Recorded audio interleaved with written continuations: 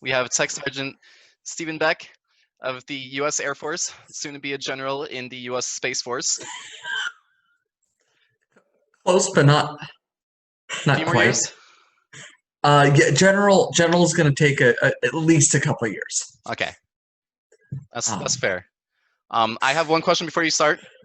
Yep. Are you a pilot? I am not a pilot. I don't really like flying planes or being up in planes.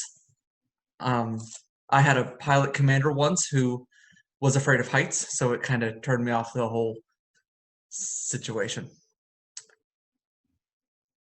Understandable, but I don't like it. I was hoping you would fly me. So, anyways, take it away. Tell us about your experience going from 589 into the Air Force. I do have a slideshow that we made. Oh, I'm sorry. I got to give you permission to share. That's cool. That's fine. I mean, I can go without a slideshow, but slideshow. This is only what, like the third one of these you've tried to run, Brian? I know. I'm getting there. Is that gonna do what I want it to do? Oh boy. What is that working? Is this? Yes, we see. Yeah. Yes. All right. So, hi, like Brian said, I'm Stephen Beck. A little bit about myself. I graduated from CV in 2011. Joined the Air Force right out of high school. Oh, I took the summer off to, go see CV, and then joined the Air Force. My first duty station was Georgia, so I lived there for about 3 years. The state, not the country. I get that question a lot. And then moved to Germany in 2015, and I've been here ever since. During that time, I've deployed to Jordan, Djibouti, France. France was a fun one. I spent a few weeks there, and Latvia. For professional development and school stuff that normal people talk about, I have a associate's in telecommunications from the Community College of the Air Force. Super great college. I definitely recommend it. And I'm working on my bachelor's in cybersecurity management. Here's a couple of pictures of me. Me with my wife that I met on 589, and me with some woman. I mean, me with a large satellite dish that I used to work on when I was in Georgia. That it was one of my prides and joy at the time. So, well, that's a rough transition. Today we're talking about leadership and team building. So, first question, what is a team? Team is a group of people with a single goal or mission. When you are looking at a team, and something that everyone will notice if they pay attention while performing a mission or a goal with a team, is there are 5 stages of team formation. You start with the forming. No one really knows what's going on. Everyone's really overly pleasant with each other, and no work gets done. Then you move to storming. Everyone's at each other's throats as they try and figure out what buttons they can and cannot push. And still, no work gets done. 3 is norming. Norming takes a few weeks to get to. That everyone kind of figures out what they can and can't do, where are the lines, where everyone's position is, and where they all fall, I guess. During that phase, minimal work gets done. You start to get progress on the mission, start to get progress moving forward, and then 4 is performing. Performing is your sweet spot. Everyone kind of clicks and goes, and you really get into that flow state. And that will run for the duration of the team's life cycle until you hit the adjourning phase. You're going to enter your adjourning phase whenever you lose a member, gain a member, or change your mission. So on the team, you'll normally see these stages play out right as the game gets announced. Everyone comes together, goes through all the normal stages, and then the team falls apart after the game is concluded at the end of the season. What makes a great team? You guys can read, but trust, support, working towards a common goal, communication between all members, respect, and a diverse skill set. We also have the Z process for team management. So everyone on your team is going to be one of these 5 pieces. You have your creators that come up with your wonderful ideas. You have your advancers that look at the great ideas and push them forward. You have your refiners that really solidify those good ideas. And then you have the executors that go forth and conquer with those ideas. And then the flexors are the ones that kind of float around and solve problems along the way. Me personally, I'm a creator. During one of my leadership classes I had to go through, they took a group of about 20 creators and put us in a room and gave us a task. That day, nothing got done because every 10 to 15 minutes, someone would come up with a new great idea and we'd all kind of rush to that and then rinse and repeat for 6 hours. We got a lot of first steps done, but not a whole lot of anything else. Stephen, this is Thomas. Sorry, I have a question. Go back to that last slide. Yes, of course. From your personal experience, so you said that having a room with a bunch of creators might not be the best to get a lot of stuff done. But do you feel like you have to have an equal amount of creators, advancers, flexors, refiners, or is there some sort of like different distributions that work really well? You know, that is a great question. So an equal amount is good depending on what your goal is. So you're usually going to want to be a little bit heavier on your refiners and executors if it's a goal that it's gonna be a big lift, you know, because you don't want just one creator or 1 or 2 creators on a big team, because then they come up with a few great ideas and may not run with the most optimal idea. But you don't want too many creators or too many advancers, because they can start to clash and you run into the same kind of issue as having all creators. So there's a balance there. That balance also depends on the members themselves, because especially as you mature as a person and a team member and as a leader, you can start to flex into some of these other roles that you may not naturally fill. Okay, thank you. Can I answer the question? Yes, I think so. Sweet, awesome. So what makes a leader? In the Air Force, we're taught the full range leadership model, which is a great thing. It has a graph, there's numbers and little boxes that we fit into. It moves from the bottom left, almost no efficiency, no engagement. That's you all do whatever you want, I don't care, it's your show. That's usually seen as a not very effective leader. As you move up the chain, you get your management by exception leaders who will identify people that are straying from the path of, you know, the right, straying from the party line, if you will, and correct them as needed. You have your contingent reward leaders. They will set goals and set goals, set rewards, and not prop up. There's a word, it's escaping me.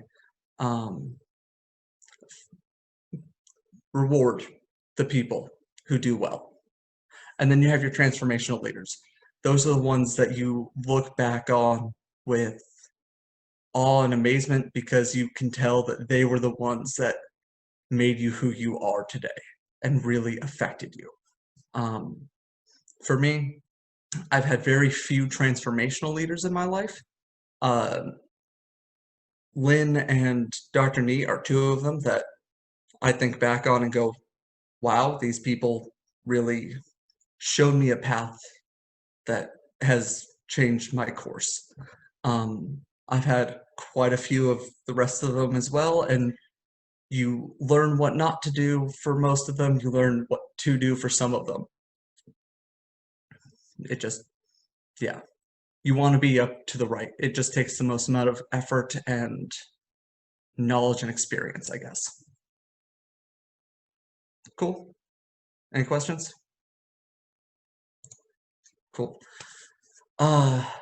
Aspects of an effective leader and follower. I added the follower here as well because a leader without a follower isn't really a leader, and vice versa. The two go hand in hand.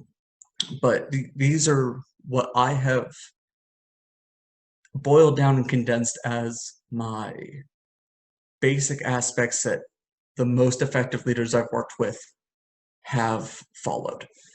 You care about the people and the mission, because without those two things, is it worth doing? If you don't care about it, why do it? And if you don't care about your people, why are they going to follow you, or why are they going to work with you? They know their team, they know their strengths, their weaknesses, their roles. You know the guy that's standing behind you or the girl standing next to you. You know them, you know what they're doing, why they're doing it. They're transparent. If you don't know something, you tell the people below you and next to you that you don't know, and you try to learn and become a better person because of it. Communicate clearly. That's something that everyone struggles with. No matter where you are, what you're doing, people are going to struggle with communication. But it's an aspect of a leader that you have to work on. They're knowledgeable on the mission, the tasks, the people, just overall knowledgeable about what's going on, and they're timely. They don't wait until the last minute or show up late and put everything else at risk or throw everyone else off kilter. Yeah. Why are they important? Because they build trust. Your team needs to trust each other, and those are the aspects that really help build those trust and those bonds between each other. They help you more easily transition through the stages of the team formation, and they help ease stressors within the team. Because I've been on teams where no one's communicating, everyone's just kind of going in their different ways, and it is stressful and painful, and nothing gets done because no one wants to be there, no one wants to do it. No one has any direction, no one is effectively doing anything. It is just, it's not a fun time. It leads to a lot of hurt feelings and a lot of suck.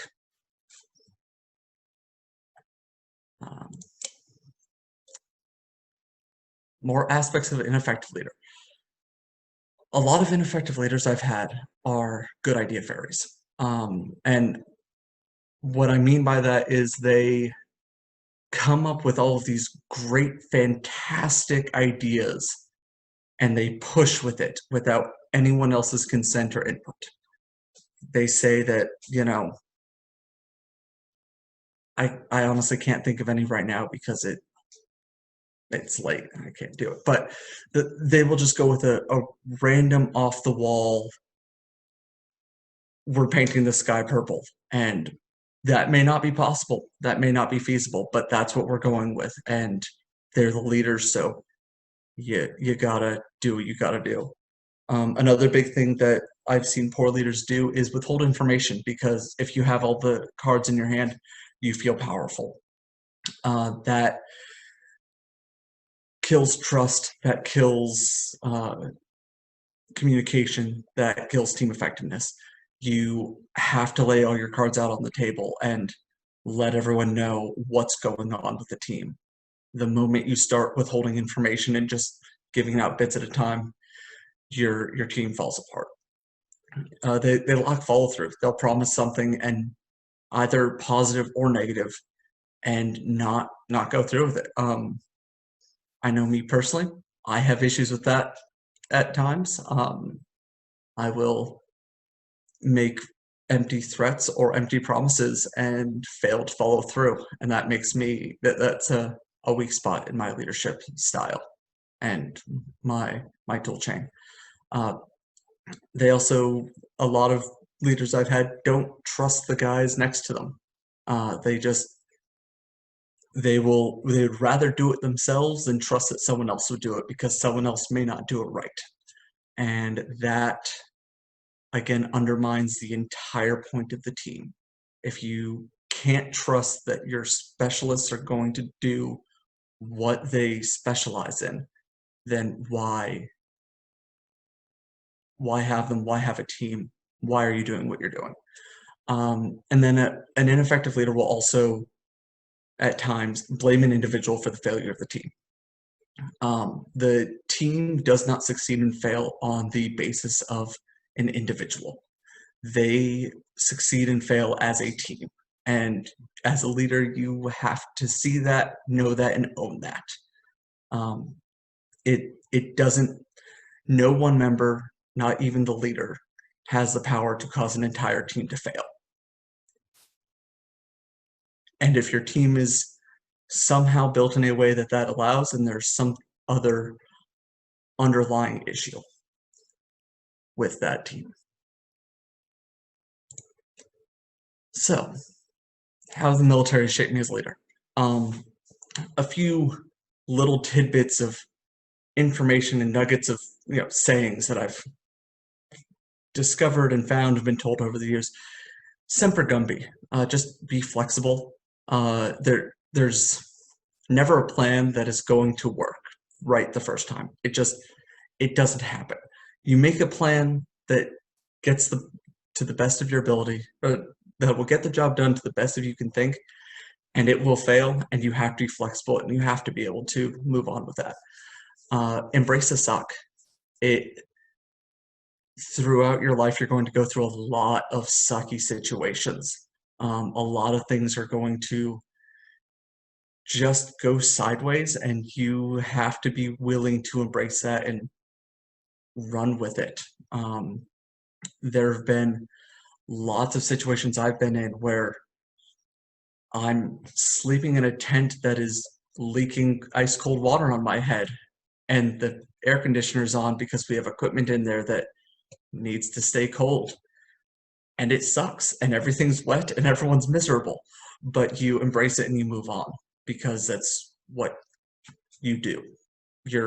That's part of caring about the mission, and caring about the goal is just embracing what you need to embrace. Don't take yourself too seriously. I've met too many people, leaders, followers, peers, whatever, that take themselves way too seriously and can really kill the mood and kill rapport. You have to be able to joke with everyone. Joke with your subordinates, joke with your leaders, joke with your peers. And that leads right into, don't dish it if you can't take it.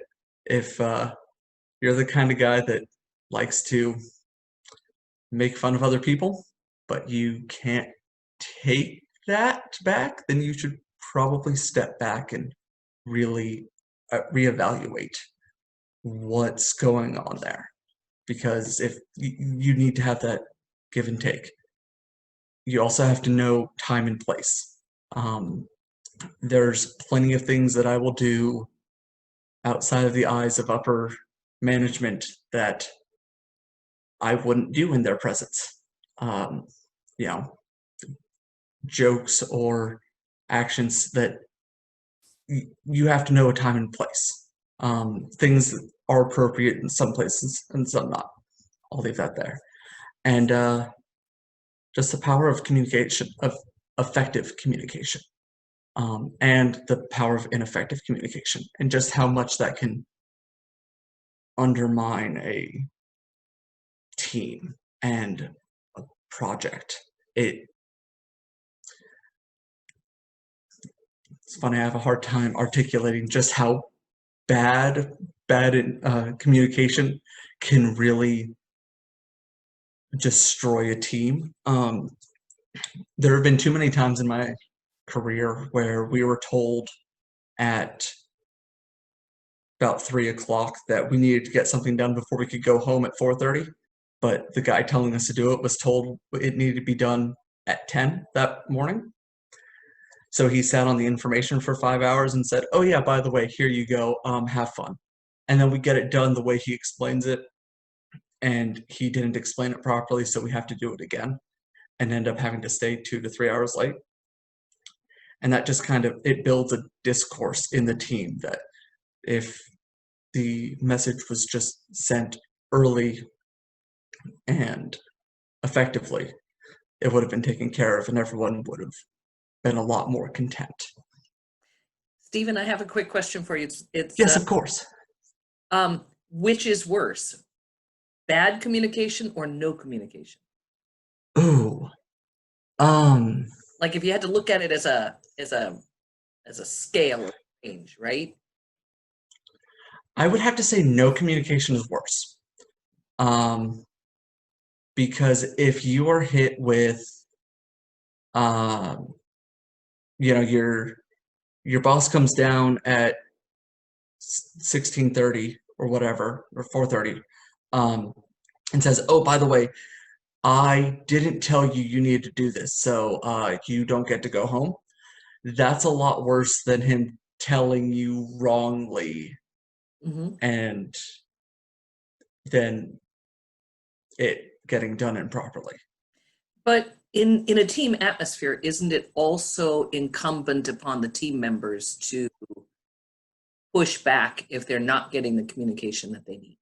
And It is. in the military, I don't know how that goes, but can you seek clarification? Can you say, really? Is that what we're doing? I guess you wouldn't say it that way, but Yes, I do have, I have subordinates all the time that are like, I'm like, "Hey, this is our way forward," and they go, "Hey sir, pump the brakes. That is not an effective direction. I think we need to be going this way."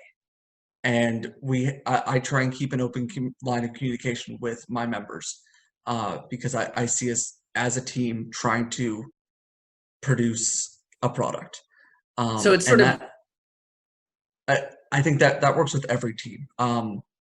If you need to have communication within the team.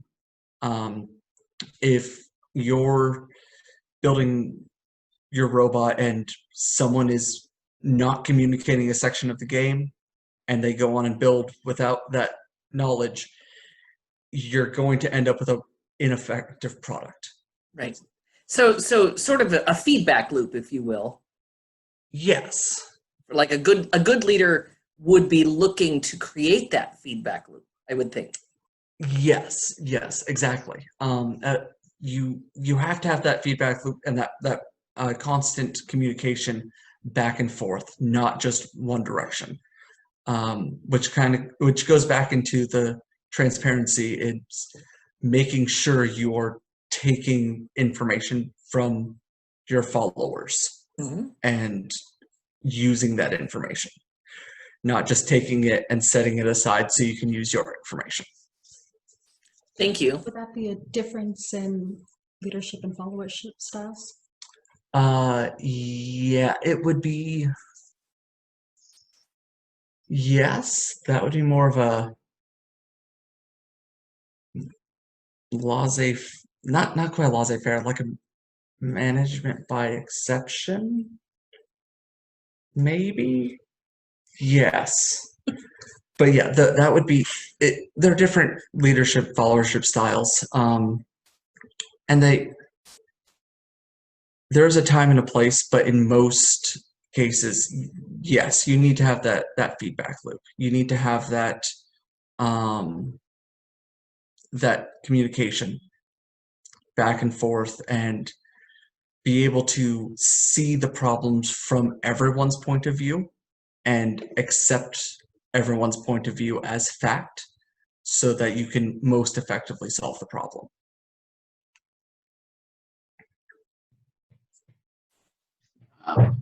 I have a question, Stephen. This is Yes. Antonio. I know that I'm curious to know from your experience in the military, you know, if the U.S. military encourages you and others to speak up if you have a difference on opinion or anything. Because I was in the military in Spain for a year, over 4 years ago. And the change of command is how it works, and sometimes you know that is like not reasonable or something that is not really true or whatever, but you know, it's an order, and I'm curious about how the military nowadays works here in the US, if you get the opportunity also to express a difference on opinion or anything, or if those difference on opinions or thoughts they are taken into consideration. Yeah, so of course, time and place comes into effect there, but yes, for the most part, especially in the Air Force, we have the ability to give that feedback to our superiors. I'll even have conversations with my lieutenant and my major, like, "Hey, sir, I don't know if this is the right way that we should be going, or I need more clarification on what is our path here so I can better communicate that down." Because my E2s, E4s, E3s are asking questions. I actively encourage them to ask me, why are we doing this? Should we be doing this way? Is there a better way to do that? Because especially nowadays, we are seeing that our young 20-year-olds are able to think in ways that the older 30 and 40-year-olds can't necessarily. So we need to trust them to look at the problem in a different light and solve it in a different way.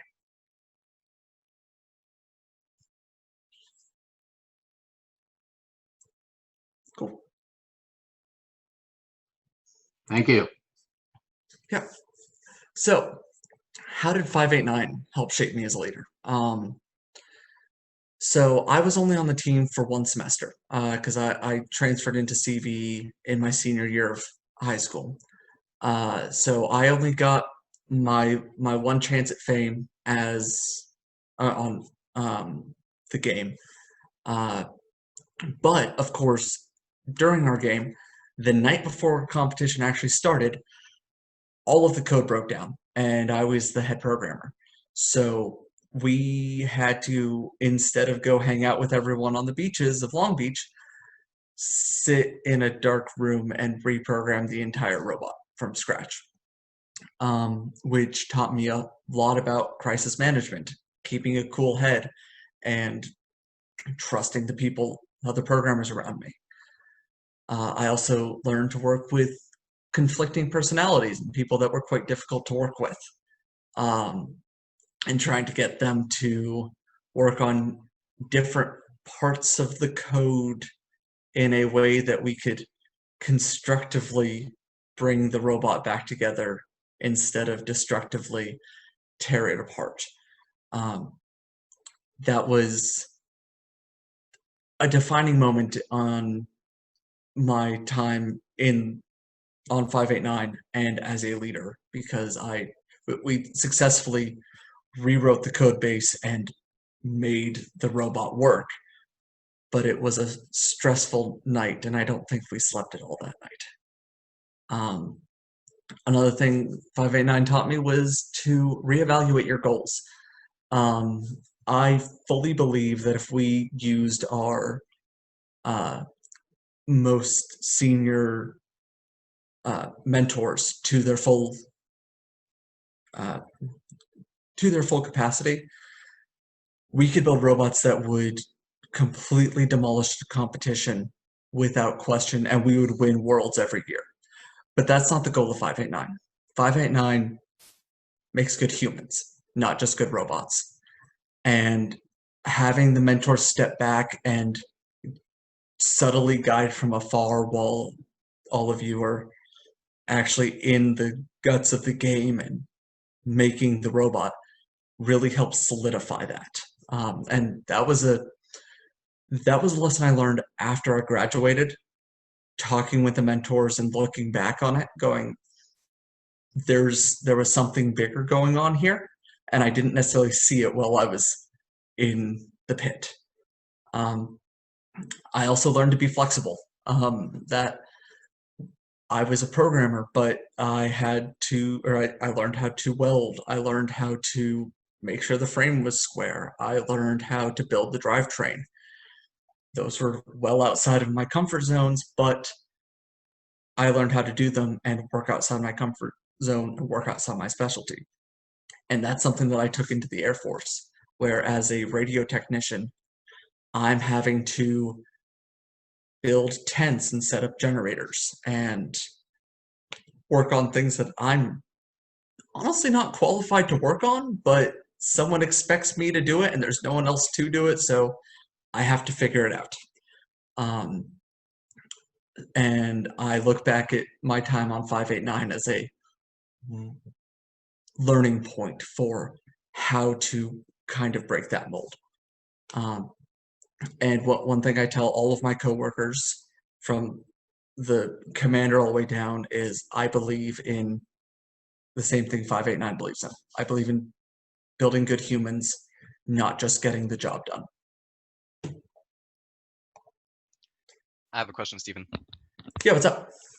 Have you ever, in all the projects you've been working on while in the Air Force, have you ever had anything where it reminds you of the 6-week build season in robotics, where it's really, you feel like I should have more time to do this, but I gotta keep pushing forward because this is our time schedule no matter what? Pretty much every week. There's constantly a project and a program that is going on that I'm like, why? I wish I had an extra week to work on this to perfect it. I would say one solid example I have is we deployed to Latvia one day.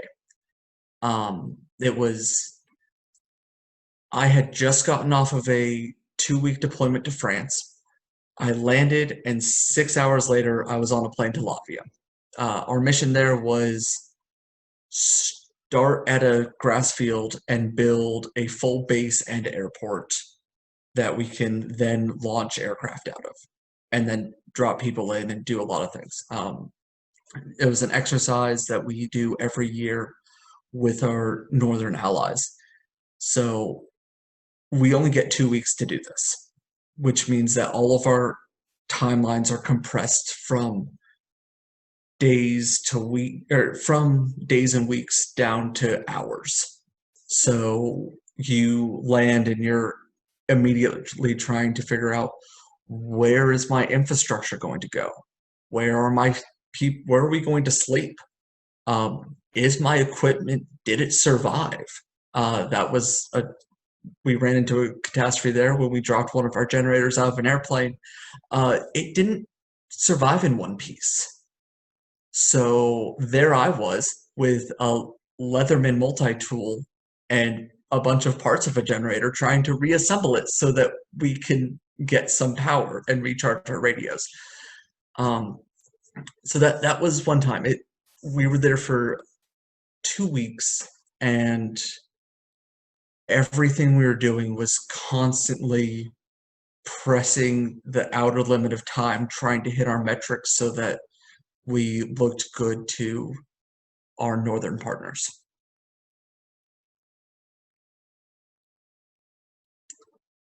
That was a great time. As much as that particular time was uncomfortable, I think back on it with fond memory still. Cool. Thank you.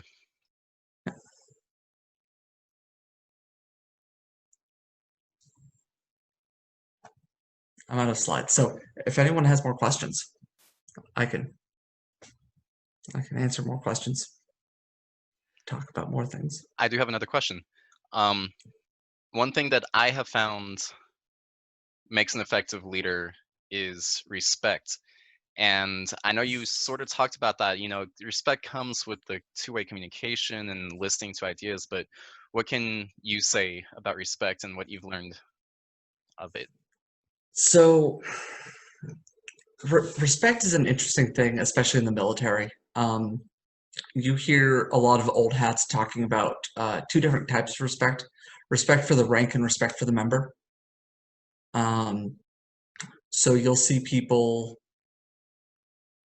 really use the term "with all due respect" very loosely, because the question is it all due respect to you as a member or to you as your rank? But I think that there is a certain level of respect that should be given just for being a human being on a team trying to do what you're doing.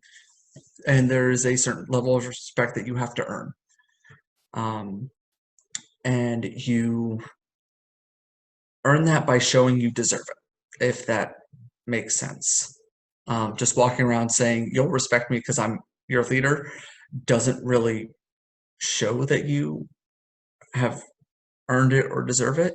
You need to follow what I've been talking about: communication, humility, transparency, trust. I think with all of those, respect will come as you earn it. Or I'll throw my earpiece out of my ear. Awkward. Hey, Stephen, it's Lynn again. I have another question for you.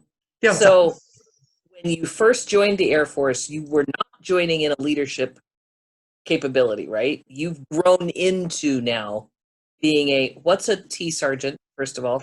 Technical sergeant. So it'd be Okay. E6. Okay, so you've moved up in rank over time. Mhm. Does that happen automatically, or does that happen because you've demonstrated certain characteristics as a doer or a leader or a communicator? So how do those growth promotions happen? So in the Air Force, we're special based on all of our sister services. It is based almost solely on how well you can do on a standardized test. So if you do on your, every year you take your standardized test, if you do well enough compared to all your peers, they will promote you.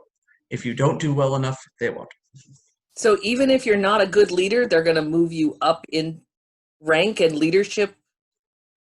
Yes, unfortunately, which I think is what kind of is pushing the that direction of we need to trust our lower enlisted. We need to trust the members who are most qualified, not necessarily the ones with the most rank, because those two people may not be the same person. Right. But yeah, that causes a lot of pain and discourse within the ranks as well, because sometimes you will get an amazing leader that everyone feels should promote, but they don't do well enough on a standardized test, so they did not promote. Our sister services, though, do it a little differently. They do merit-based promotions and actual board promotions where you're standing in front of a board and they are looking at everything you've done in the past year or in your career and whether or not you deserve it. And Brian made reference to the Space Force when he was introducing you. Do you have an opportunity to go into the Space Force? If you do, are you going to do it? And really tell us what you think about the Space Force. Okay, so yes, I do have an opportunity to join the Space Force. In fact, I am actually currently working in a Space Force Vanguard under the Space Operations Command, or SPOC, as we refer to it. It's a real thing. Yes. So the window for us to apply to the Space Force was this past May. I put a package in to try to go in. I will know sometime between August and December if I got accepted, and then if I do get accepted, I will be transferred in February. I think. So I'm gonna be honest, when they first announced the Space Force, I was very much unsure about the purpose and reason and rationale behind having a Space Force. The more I read into it, the more I learned about it, the more I discovered the history behind how long we've been trying to get this stood up. It makes a lot of sense, especially looking at some of the capabilities of our near-peer adversaries. That if you're into reading the National Defense Act, no, not National Defense Act, the whatever, every year they come out with a plan, National Defense Plan. That explains kind of where our adversaries are and why we are standing up the Space Force. And it makes a lot of sense when you look at it with that information. Now, you are working on your bachelor's in cybersecurity, cyber defense, or cybersecurity engineering? Cybersecurity management. Cybersecurity management. Yes. What is that exactly? Can you give us a little bit of a picture of what that looks like without having to do this all when you're done? Yes. So it's a standard bachelor's from your normal type of school that says the word university in it apparently. But yeah, it's just a cybersecurity. So your standard IT type degree. So network and switching security, various computer securities, network theory, fairly low level stuff, nothing too STEM like the rest of. Do they have you practice being a black hat or a white hat as part of your coursework? Or would it be out of line for me to ask? Have you gone off and been a white hat or a black hat? No, so it is not quite the cyber defense, cyber offense. It is more theoretical management of a cyber infrastructure and enclaves. Okay. So that at some point I might be able to go do some defensive cyber operations or offensive cyber operations, but that is not quite in the cards yet. So you're on the management end. Yes, protecting an entity's cyber entirety, right? Yes. So like a lot of I just got my administrative duties at work, so I can now be a system admin. So now my duties involve installing printers, installing drivers, making sure Windows is updated, things like that. And my degree seems to be following in line with that very closely. Helpful and useful things, just not as attractive as some other degree paths might have been. Yeah, I get it. Thank you, sir. Thank you. Stephen, I have another question. So the path from CV to military is rather uncommon among the 589ers. And for those on the call here who are maybe thinking about it, do you have any words of wisdom? So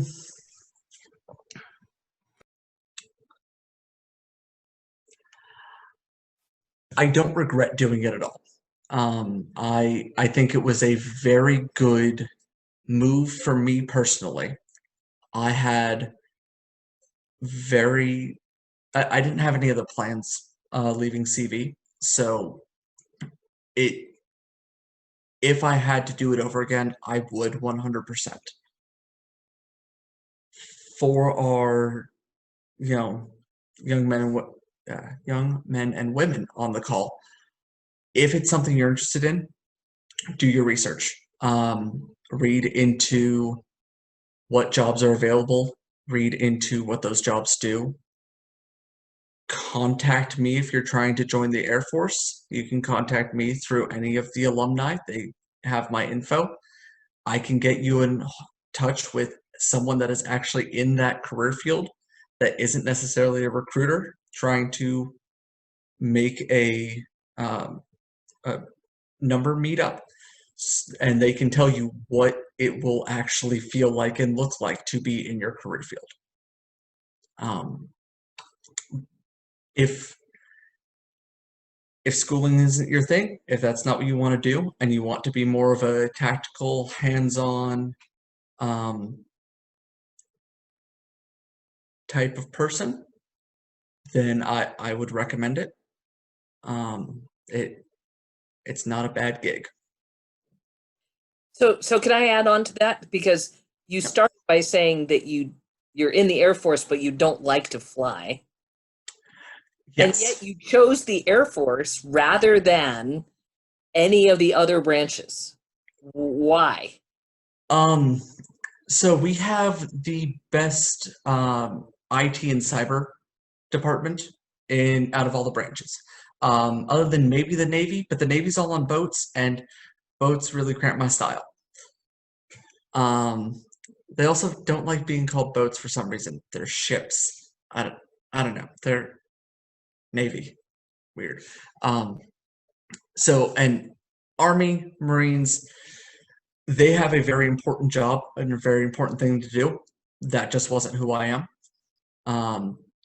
Air Force or the Space Force, depending on how many years you're looking at, in the future. Space Force is also going to be a great opportunity. They will have space operators flying satellites, which sounds a lot cooler than it really is. It's mostly looking at a spreadsheet and making sure that the satellites don't bump into each other. Some radio communications, cyber operations, that kind of thing. The Space Force is really going to be absorbing a lot of the really cool cyber and IT-based career fields. Air Force is moving more towards let's go down into the sandbox in Africa and the Middle East and play with radios out there. So it sounds like the most important first step is doing that research. Yes. Yourself and how well you would match with that particular branch of armed forces. That is correct. I 100% agree. You look at who you are as a person, look at who you want to be as a person, and look at if a branch of the military will help get you there. Personally, I would much rather be in an undermanned team of highly invested individuals than an overmanned team of people who don't really want to be there because they made a mistake or feel they made a mistake. So, do your research. Cool, thank you. So Stephen, you chose the career route within the military, correct? Yes. So can you kind of talk about why you made that decision?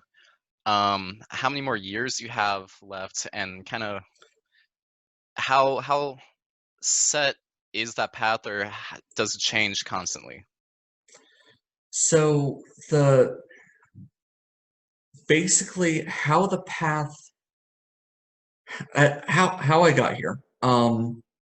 About 4 years into my 6-year initial enlistment, I got orders to Germany, but to be able to accept the orders, I needed to extend 2 years.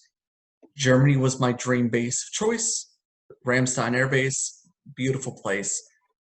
So without second question, extended 2 years because you know, how else am I going to get to Germany for free? Got here, spent my 4 years here, and got a follow-on 4-year tour in Germany, doing a fairly cool mission. Couldn't really say no to that, and at that point, I had already fallen in love with what the Air Force is and does, and what our mission is, and who it made me become. So at that point, I'm in it for the long run.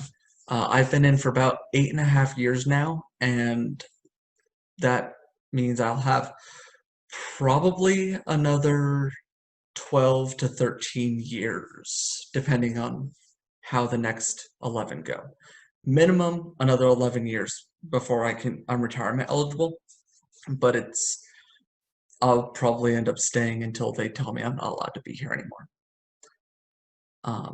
As for direction forward from here, once my time in Germany is up, that is constantly in flux. I'll know sometime in 2022,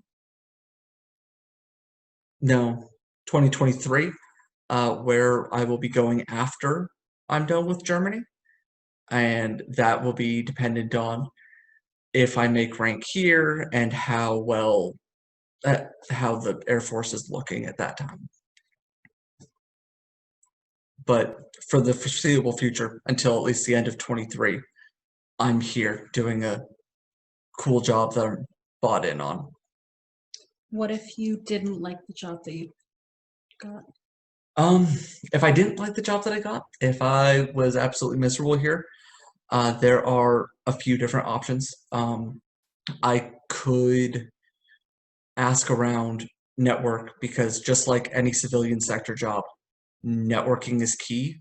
If you know the right people, they can move you around the base to basically anywhere that needs you, because it's crazy. Even though we're in the Air Force and we're all military, we're still humans. And if we're happy, we work better. It's a crazy thing that we've discovered. I don't know if you guys have figured that out yet on the civilian side, but it just absolutely mind-blowing for us.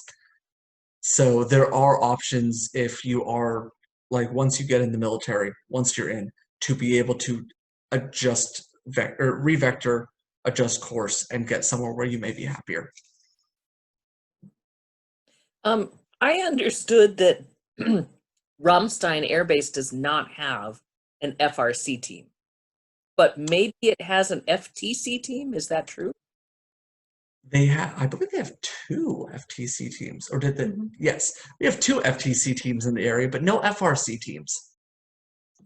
And are you responsible for anything going on with those FTC teams? We were going to volunteer one this year, but then COVID. Yeah. Sorry. Yeah. The Corona-cation happened, and they canceled anything for some. I haven't figured that out yet. Just call it the Corona-cation? Well, yeah, we weren't allowed to go into work for 2 months. And my VPN was really spotty, so it was kind of a Corona-cation. Oh, your tax dollars will work.